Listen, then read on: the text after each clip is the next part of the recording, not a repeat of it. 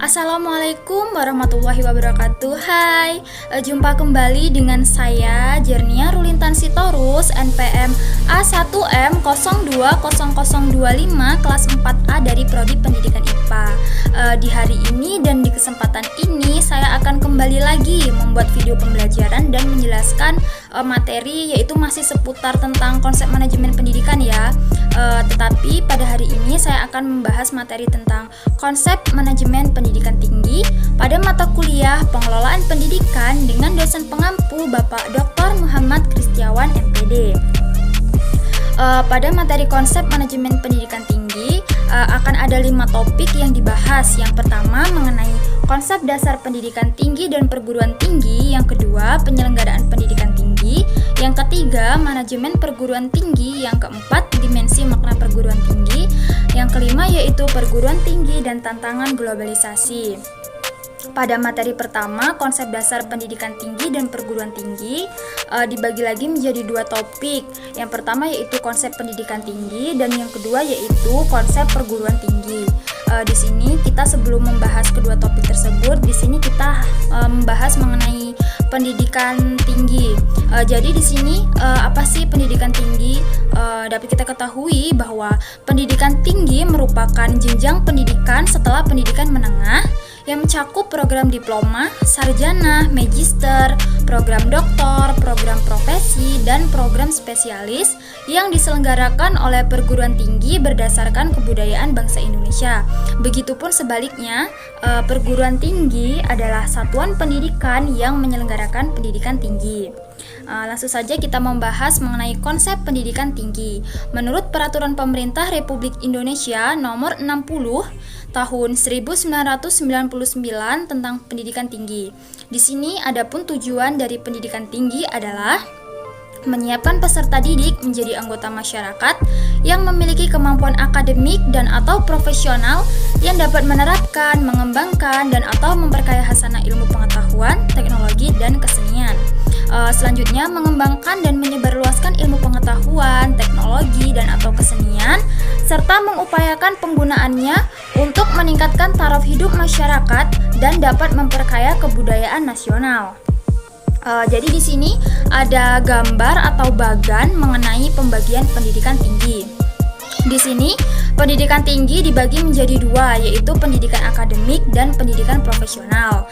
Pendidikan akademik dibagi menjadi 2, yaitu program sarjana dan program pasca sarjana. Program pasca sarjana dibagi lagi menjadi 2, yaitu program magister dan program doktor. Begitupun dengan pendidikan profesional dibagi menjadi 4, yaitu program diploma 1, program diploma 2, program diploma 3, dan program diploma 4. Selanjutnya ada konsep perguruan tinggi. Jadi di sini perguruan tinggi itu bertugas menyelenggarakan pendidikan tinggi atau pembelajaran, penelitian, serta pengabdian kepada masyarakat setempat. Di sini juga terdapat gambar atau struktur organisasi pendidikan tinggi dan perguruan tinggi. Di sini ada Meristek Dikti yang dibagi menjadi sekjen, dirjen. Dirjen tersebut dibagi lagi menjadi dirjen penguatan inovasi, dirjen sumber daya iptek, dirjen pengembangan atau pembelajaran kemahasiswaan, dirjen kelembagaan iptek Dikti. Lalu ada direktorat penguatan riset teknologi dan pengembangan, ada irjen, ada universitas atau institut, sekolah tinggi dan politeknik. Di sini struktur organisasi pendidikan tinggi dan perguruan tinggi sudah memiliki peran, tugas, dan tanggung jawabnya masing-masing. Seperti halnya misalnya di sini ada universitas. Universitas itu bertugas menyelenggarakan program pendidikan akademik ataupun profesional dalam lingkup disiplin ilmu pengetahuan, teknologi ataupun kesenian. Adapun institut sama halnya dengan universitas, dia juga menyelenggarakan program pendidikan akademik atau profesional. Hanya saja pada institut ini dia masih dalam sekelompok disiplin ilmu pengetahuan, teknologi, dan kesenian. Selanjutnya ada sekolah tinggi. Sekolah tinggi di sini juga bertugas menyelenggarakan program pendidikan akademik atau profesional, yaitu dalam lingkup disiplin ilmu pengetahuan. Selanjutnya ada politeknik. Politeknik ini sedikit berbeda dengan universitas atau institut dan sekolah tinggi. Jadi di sini Politeknik itu menyelenggarakan program pendidikan profesi pada beberapa bidang pengetahuan khusus atau perguruan tinggi yang menyelenggarakan pendidikan, yaitu pendidikan vokasi. Selanjutnya, pada materi kedua mengenai penyelenggaraan pendidikan tinggi.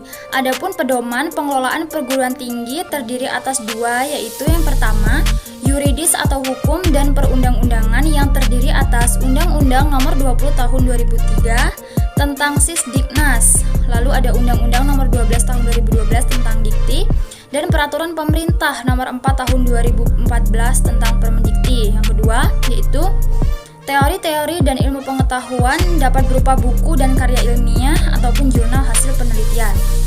Di sini pada Peraturan Pemerintah Nomor 60 Tahun 1999 membahas tentang pendidikan tinggi yang mengatur bahwa penyelenggaraan perguruan tinggi yang dilakukan oleh masyarakat haruslah berbentuk yayasan atau badan yang bersifat sosial. Selanjutnya pada materi ketiga, yaitu manajemen perguruan tinggi. Di sini ada menurut Indrajit dan Joko Pranoto tahun 2006 halaman 42 ada beberapa aplikasi fungsi manajemen umum dalam manajemen perguruan tinggi. Di sini dibagi menjadi 4, ada perencanaan, ada pengorganisasian, ada penggerakan, dan ada pengawasan. Kita bahas dulu yang perencanaan. Jadi di sini pada perencanaan itu perlu dilakukan perencanaan yang strategis agar dapat menentukan hidup, mati, dan berkembang tidaknya suatu universitas tersebut. Lalu ada pengorganisasian. Dapat kita ketahui bahwa tugas pengorganisasian dan staf itu termasuk perencanaan, seleksi pelatihan, pengembangan karir, pembuatan rincian tugas dan kebutuhan tugas, penetapan otorisasi, menentukan organigram, menentukan hubungan lini dan hubungan staf, lalu menentukan rentang kendali, menentukan penilaian tugas dan jenjang tugas, merencanakan kaderisasi dan lain sebagainya. Selanjutnya setelah pengorganisasian ada penggerakan atau biasa disebut dengan aktuating. Di sini tugas penggerakan adalah menggerakkan seluruh manusia yang bekerja dalam suatu perguruan tinggi agar masing-masing bekerja sesuai yang telah ditugaskan dengan semangat dan kemampuan maksimal agar mendapatkan hasil yang maksimal. Di sini fungsi penggerakan meliputi memberikan motivasi, memimpin, menggerakkan, mengevaluasi kinerja individu, memberikan imbalan jasa, mengembangkan para manajer, dan lain sebagainya. Yang keempat, pengawasan. Pengawasan adalah pengamatan pengukuran apakah pelaksanaan dan hasil kerja tersebut sudah sesuai dengan perencanaan atau tidak. Jika tidak, maka kita akan meninjau kembali dan melakukan kembali agar tercapainya hasil kerja yang sesuai dan maksimal. Selanjutnya pada materi yang keempat, yaitu mengenai dimensi makna perguruan tinggi. Jadi di sini dimensi makna perguruan tinggi itu dibagi menjadi 5. Ada dimensi etis, dimensi keilmuan, dimensi pendidikan, dimensi sosial, dan dimensi korporasi. Jadi di sini pada dimensi etis di sini universitas ini berperan pada perlindungan martabat manusia serta pada tanggung jawab moral ataupun penemuan ilmu pengetahuan dan teknologi. Selanjutnya ada dimensi keilmuan.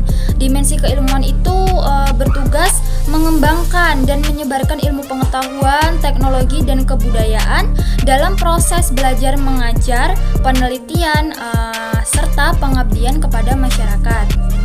Selanjutnya yaitu ada dimensi pendidikan. Di dalam proses pembelajaran ataupun pendidikan, mahasiswa ini harus berusaha untuk menjadi orang yang untuk terus mau belajar agar kedepannya mereka dapat berkembang dan terus berkembang untuk mencapai tujuan yang telah dia tetapkan sebelumnya, dan itu juga demi masa depannya yang cerah. Selanjutnya ada dimensi sosial. Dimensi sosial ini dapat kita contohkan seperti penemuan ilmiah dan teknologi yang telah menciptakan pertumbuhan ekonomi dan distribusi yang sangat besar. Selanjutnya ada dimensi korporasi. dimensi korporasi ini berkaitan dengan perguruan tinggi yang memberikan jasa kepada masyarakat setempat berupa pendidikan tinggi dalam proses belajar mengajar, terus penelitian dan juga pengabdian kepada masyarakat. Selanjutnya pada materi yang terakhir yaitu mengenai perguruan tinggi dan tantangan globalisasi. Jadi di sini ada menurut Atkinson tahun 2011, di sini dia mengemukakan bahwa globalisasi bagi perguruan tinggi merupakan kekuatan yang mengubah perguruan tinggi dari suatu institusi yang memonopoli ilmu pengetahuan menjadi suatu lembaga dari antara sekian jenis organisasi yang menyediakan informasi dan dari suatu institusi yang selalu dibatasi oleh waktu dan geografi sehingga menjadi suatu lembaga tanpa batasan. Di sini dengan demikian bagi perguruan tinggi globalisasi berarti teknologi informasi dan komunikasi dalam lingkungan baru dan juga universitas sudah tidak lagi memonopoli produksi ilmu pengetahuan. Dapat kita ketahui juga dengan demikian bahwa di perguruan tinggi itu ada dampak yang perlu diantisipasi dan ada tantangan yang perlu dihadapi seperti tantangan pada pengelolaan, tantangan pada proses belajar mengajar dan juga tantangan pada pendidikan nilai.